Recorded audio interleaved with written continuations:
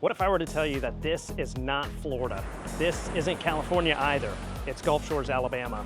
And this is gonna change your opinion about Alabama forever. We're gonna cover the best places to eat, the best beaches here, and everything you would wanna do, eat, sleep, and play right here. So don't even think about going anywhere.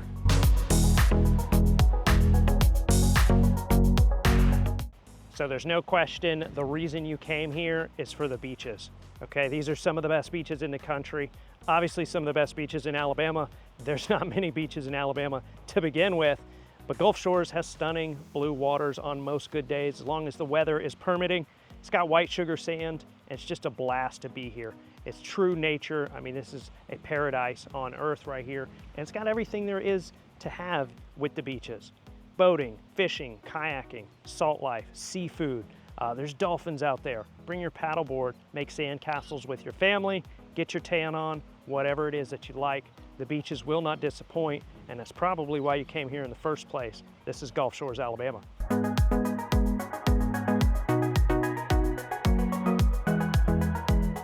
So besides the beaches, this is by far one of the next best attractions in all of Gulf Shores, Alabama, and this is the Gulf State Park. Guys, there's over 28 miles of trails here. Hiking, biking, you name it, it's here. This is like a nature lovers enthusiast place to hang out.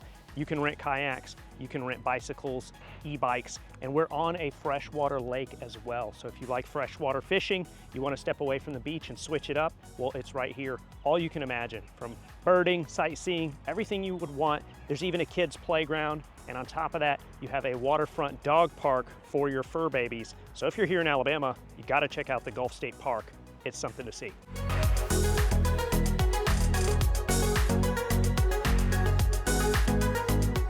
All right, so you want a couple other touristy activities to do? Well, you're gonna have to check out Waterville USA. This is a water park, guys, in Gulf Shores, and they've got something called the Screaming Demon. It is a water slide that's a little crazy. If you're an adrenaline junkie or an enthusiast, check that out. But they also have a little bit of a more laid-back pace. If you enjoy a lazy river, well, they've got that too. Aside from Waterville USA, you'll also wanna go over to the track. If you're looking to race your family or your kids on some go-karts, see who's the best of the best, well then you'll want to check out the track. They've got over 6 different go-kart tracks. They also have bumper boats, and they also have mini golf. So they're open till 9 p.m. You're going to have some activities to do after the sun goes down. Both of those are fun options. Other than the beach, check them both out. Let me know what you think.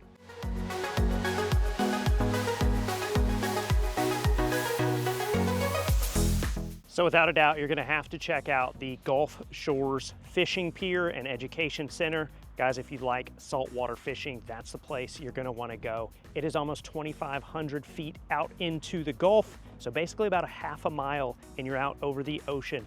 It's an awesome place, guys. They have concessions on site. They've got a little bar. You can rent and buy bait and tackle, rod and reels, and they even have a little novice angler education course you can take. It's about 2 hours. We'll teach you everything you need to know about fishing, specifically saltwater, but it's a cool place to hang out. They've got a shaded area, restrooms on site, and it's just one of those places you're gonna wanna check out.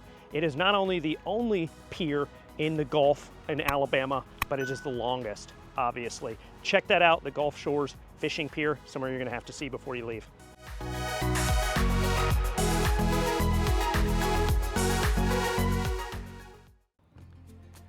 There are definitely alligators behind me in that water. Anyways, maybe not like right there, who knows. But speaking of alligators, you're gonna wanna check out the Gulf State Zoo. It is rated the #1 zoo in Alabama for the last 2 years running. It's over 25 acres. They have 118 different species, and 22 of those are critically endangered. So it's a really cool place to go. You might wanna take your kids, your family, enjoy some refreshments or some food. They have a restaurant on site. It's okay. I mean, if you're hungry, you can eat there, but they're gonna have cold drinks, and it's just somewhere to go. You will wanna dress comfortably. It gets hot, but the Gulf State Zoo is a really cool place to check out bears, tigers, giraffes, reptiles, and more. Check that out while you're here.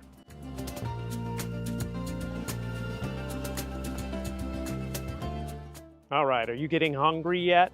If you are, you're gonna wanna start your day at the Sunliner Diner. This is a 1950s themed retro cool breakfast spot. Eggs, bacon, you know, pancakes, all that good stuff. Really cool inside.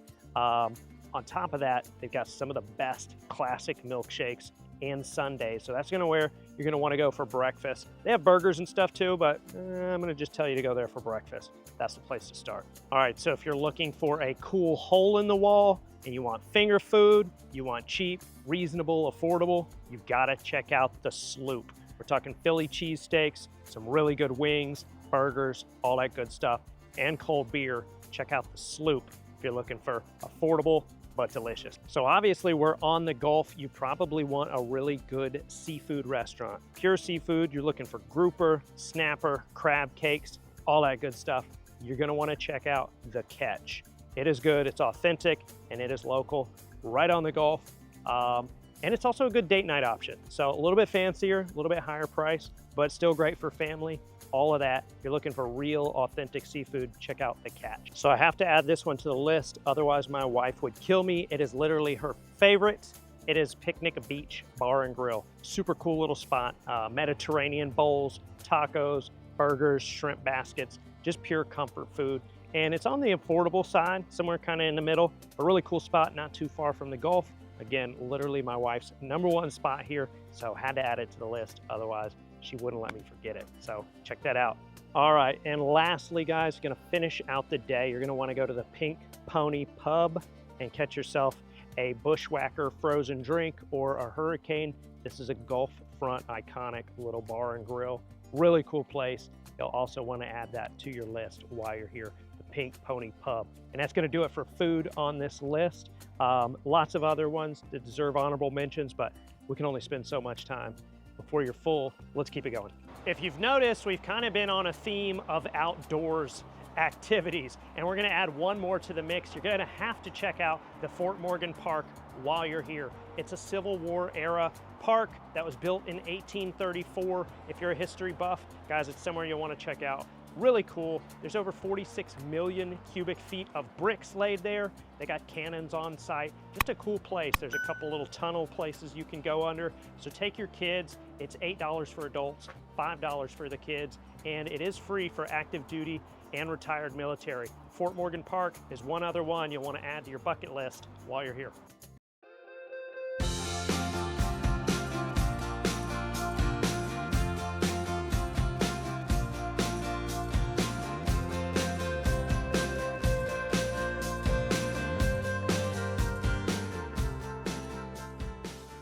Another honorable mention that is sort of in the food category is called the Hangout. It's really famous here in Gulf Shores. It is a massive venue, most famous for its music festivals. In fact, we just finished the Sand in My Boots Festival, headlined by Morgan Wallen. Really big trip here last weekend, and some of the locals kind of have mixed feelings about, you know, all the traffic and tourism that's brought in by that, but it's still a fun place to go nonetheless. You've got sandboxes there, fire pits, there's a foam pit. Like I said, it's a restaurant. So if you're looking to go somewhere with the family, you might want to check out the Hangout, or you might be coming for your next festival. Either way, check it out.